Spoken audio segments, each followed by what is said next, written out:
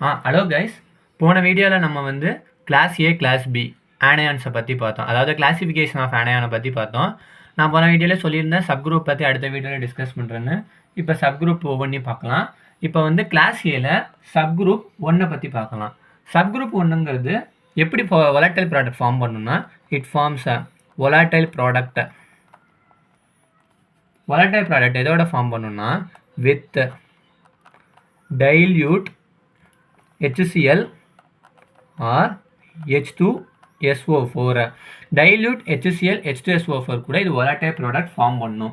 இதுதான் சப்குரூப் 1, அதாவது கிளாஸ் ஏவோட சப்குரூப் 1. அடுத்தது சப்குரூப் 2. சப்குரூப் 2 இட் ஃபார்ம்ஸ், இது எப்படி volatile product ஃபார்ம் பண்ணும்னா, with concentrated sulphuric acid. Concentrated sulphuric acid கூட மட்டும்தான் அதாவது வொலட்டைல் ப்ராடக்ட் ஃபார்ம் பண்ண முடியும். இங்கே நம்ம நோட் பண்ண வேண்டிய விஷயம் என்னென்னா, கான்சன்ட்ரேட்டட் HCl கூட இதனால் வொலட்டைல் ப்ராடக்ட் ஃபார்ம் பண்ண முடியாது. இது ஞாபகம் வச்சுக்க வேண்டிய point. Subgroup 1 dilute hydrochloric acid sulphuric acid ரெண்டு கூடயும் இது வந்து வொலட்டைல் ப்ராடக்ட் ஃபார்ம் பண்ணணும்.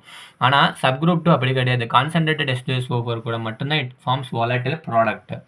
இது இப்போ வந்து கிளாஸ் ஏ முடிஞ்சிருச்சு. அடுத்தது கிளாஸ் பி. கிளாஸ் பியில் சப்குரூப் 1 பற்றி பார்க்கலாம். சப்குரூப் 1, இந்த சப்குரூப் 1ல் இருக்கிற மெம்பர்ஸ்லாம் they are identified by their precipitation reaction. அவங்க என்ன மாதிரி precipitate ஃபார்ம் பண்ணுறாங்க அதை வச்சு தான் அவங்க கண்டுபிடிக்கப்படுறாங்க. precipitation reactions. RxNSன்னு ரியாக்ஷன், அந்த ஷார்ட் ஃபார்மில் எழுதியிருக்கேன், அதை நல்லா பார்த்துக்கோங்க. அடுத்தது சப்குரூப் 2. சப்குரூப் 2 எப்படி ஐடென்டிஃபை பண்ணப்படுறாங்கன்னா, அக்வஸ் சொல்யூஷனில் அவங்களோட ரிடாக்ஸ் ரியாக்ஷனை வச்சு தான் they are identified by their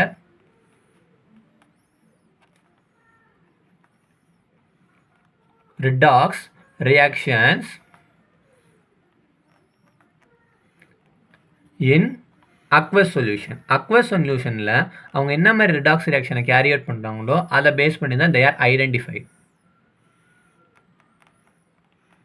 இதை ஞாபகம் வச்சுக்கணும். இன்னொரு தடவை ரிப்பீட் பண்ணுறேன்.